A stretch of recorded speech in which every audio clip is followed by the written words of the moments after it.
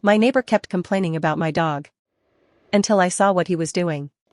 When I adopted my dog Max from a local shelter, he quickly became the best part of my daily routine. He was a friendly golden retriever who loved people and spent most of his time either playing in the yard or sleeping on the living room floor. For the first few months after I moved into my house, everything was peaceful. Then one day my neighbor knocked on my door looking extremely irritated.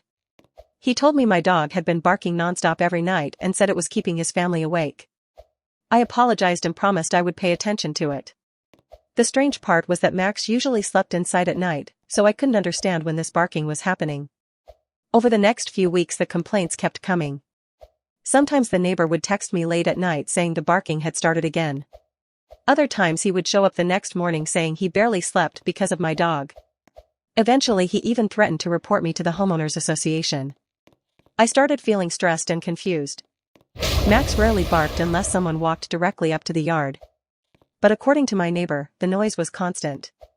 So I decided to figure out what was actually happening. One weekend I installed a small security camera in my backyard facing the area where Max usually stayed during the evening. I didn't tell anyone about it. I just wanted to see if maybe something outside was triggering the barking. The first 2 nights the camera recorded almost nothing unusual.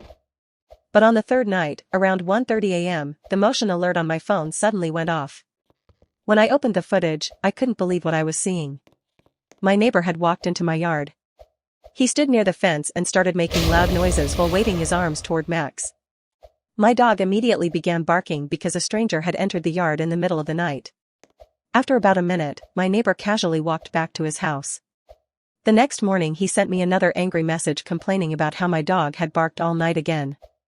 That was the moment I realized what had been happening the entire time.